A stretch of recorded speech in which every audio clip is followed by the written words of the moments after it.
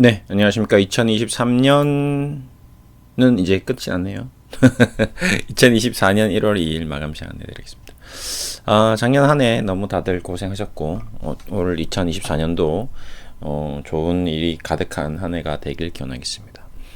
행복은 항상 내 마음속에 있다는 거 꼭 기억하시고요.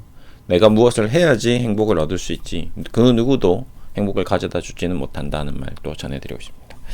자, 오늘은 셀트리온 오랜만에 또 얘기를 한번 보겠습니다. 셀트리온은 거의 얘기를 안 하다가 최근에 워낙 움직임이 좋기 때문에 특별히 코멘트 할 게 없었는데, 오늘은 퍼포먼스가 좀 나왔기 때문에 특징적으로 얘기를 좀 드리겠습니다. 지난번에 이제 합병 관련돼서 그 수익률을 한번 체크를 했는데, 지금 셀트리온은 50% 정도 올라왔습니다. 그러니까 셀트리온을 공개 매수하겠다 했던 가격대 15만원대 대비해서 주가가 이렇게 좀 많이 올라왔네요. 그냥 주식이라는 게 참 어렵죠. 셀트리온에 합병하면서 셀트리온 헬스케어와 매출 관련돼서 굉장히 올 한 해 어둡다라는 전망이 많이 쏟아져 나왔음에도 불구하고 주가는 오히려 역으로 더 치고 나갔습니다. 합병에 대한 기대감이 가장 강했을 때는 오히려 주가가 13만원까지 떨어졌었고, 다행히 합병이 잘 마무리되자 이제 어떤 안도감, 그리고 앞으로의 기대감이 또 나오면서 움직임이 바뀌었습니다. 주식을 저도 오랫동안 했지만 그 주식을 하는 과정에서 절대적인 원칙이 있죠. 항상 주식을 할 때 셀트리온도 늘 얘기 드렸지만 기존 투자자분들에게 항상 얘기했던 부분이 있습니다. 절대 본인의 투자 판단에 대해서 다른 사람의 의견을 듣지 마라. 중요하지 않다. 내가 주식을 투자하는 데 있어서 사라 팔아라 이런 것들은 무의미하다. 자기가 가지고 있는 주식, 셀트리온 제약, 셀트리온 헬스케어도 마찬가지였지만 주가가 많이 빠졌으니까 손절하고, 그 다음에 다시 그때 한창 바이오 제약주 떨어질 때 2차전지가 뛰었죠. 그때 2차전지로 갈아타면 안 된다라는 얘기를 드렸습니다. 그렇죠? 셀트리온은 어차피 인생이 이미 셀트리온 망한 거는 이제 망한 거다. 이거 수습이 안 된다. 이거 2차전지 갈아탄다고 수습 안 된다라는 얘기를 많이 드렸습니다. 그냥 안 되면 나중에 자녀들한테 물려줘라. 과거에 했던 얘기들이, 그런 얘기들이 강했습니다. 왜? 안 되면 어차피 제가 핵심적으로 셀트리온 제약이나 셀트리온에 가는 길은 미래에 하나가 있다고 했죠. 중국의 어떤 중산층의 소득 증가로 인한 어떤 우리 인류의 생명 연장의 그 꿈을 이루기 위해서는 분명히 셀트리온이 가지고 있는 이런 약들이 우리 생명을 연장해주는 가장 핵심적인 요소가 되기 때문에 안 되면 10년이든 20년이든 나중에 분명히 주가가 제대로 돌아온 날이 올 거다.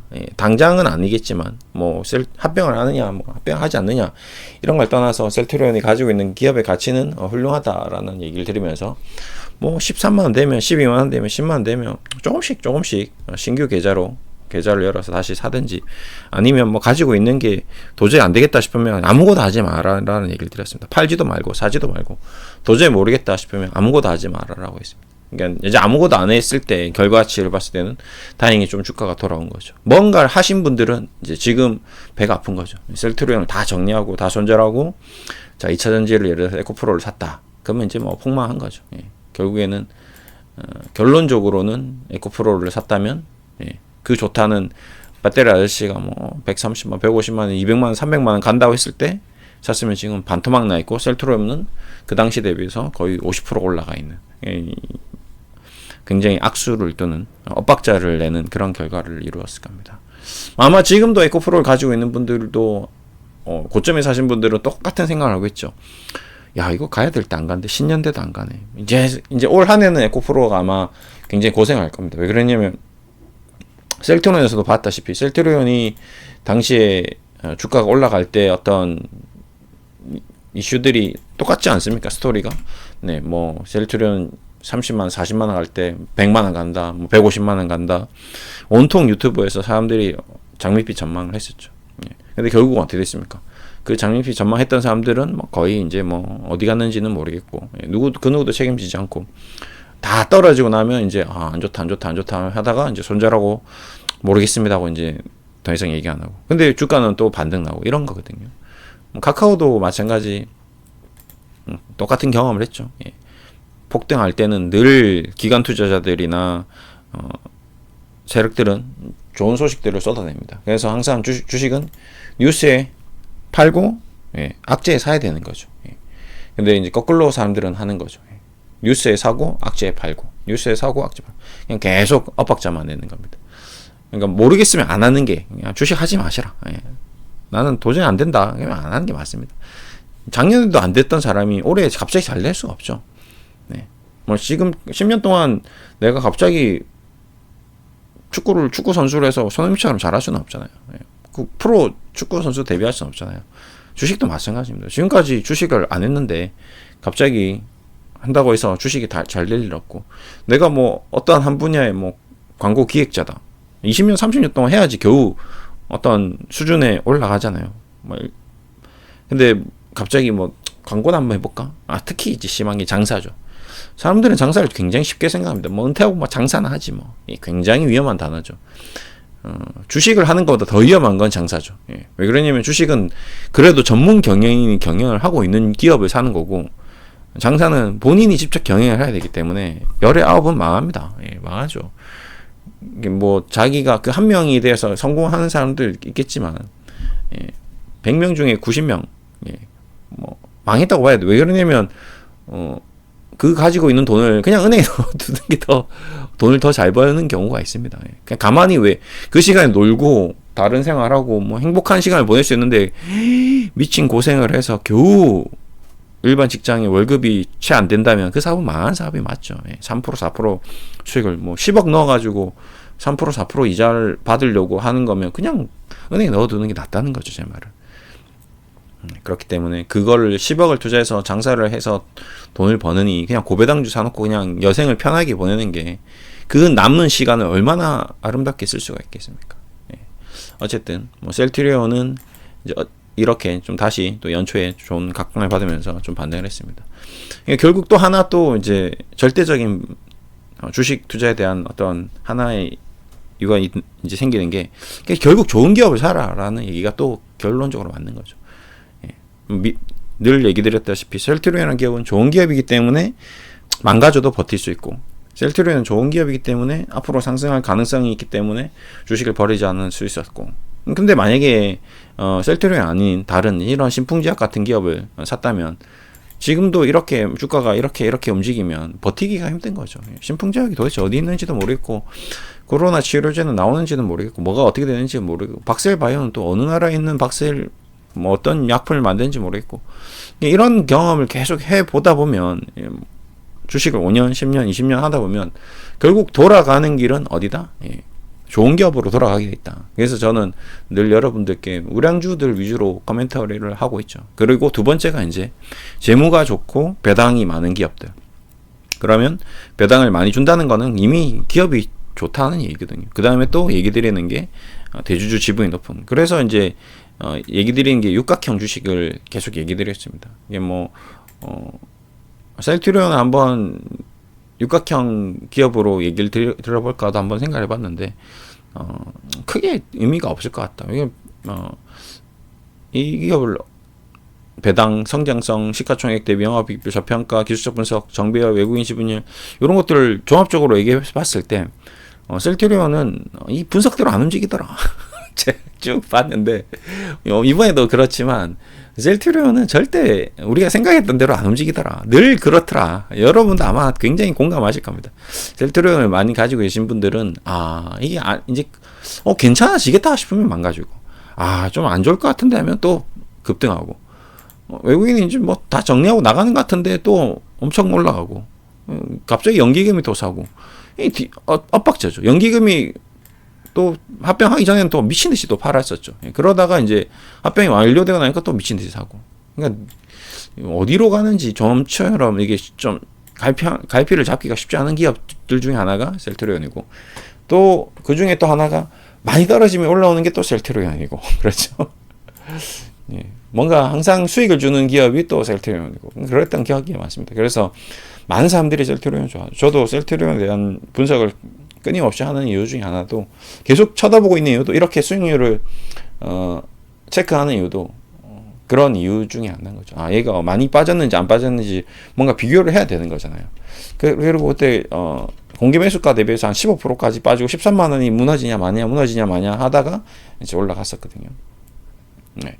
뭐 그때 13만 원을 기다리고 뭐 총알을 엄청 장전했다가 13만 원 깨지면 사야지 라고 생각했던 사람들은 한 주도 못 샀겠죠. 이게 또 주식입니다. 주식이 오묘한 어떤 특징 중에 하나죠. 그래서 주식이라는 거를 사고 팔 때 이제 좋은 방법 중에 하나가 이제 분할 매매. 15만 원이 되면 조금, 14만 원이 되면 조금, 13만 원이 되면 조금, 12만 원이 되면 조금, 11만 원 되면 조금, 이런 식으로 사지 않으면 딱 정해진 가격을 메모를 해놓고 12만 5천 원에 사야지는 안 된다라는 거죠. 또 마찬가지 14만 원에 다 팔아서 12만 5천 원에 다시 사야지도 안 된다는 거죠. 그래서 주식을 잘 못하겠다, 힘들다라고 생각하시는 분들은 그냥 아무것도 안 하는 게 답이다. 사지도 말고 팔지도 말고 그냥 사둔 거는 사두는 대로, 내가 못 샀으면 그냥 못 산 채로, 어설프게 또 오늘 또 따라 붙으면 또 어떻게 될지 모르겠죠. 그냥 주식이라는 거를 더 많이 공부를 한 다음에 좀 더 이해가 높아졌을 때 투자를 하고, 본인이 어떤 투자를 할 때 핵심적으로 이제 생각해야 될 게 본인 판단으로 주식을 계속 투자하고 최종적으로 수익 내고 이렇게 해야 됩니다.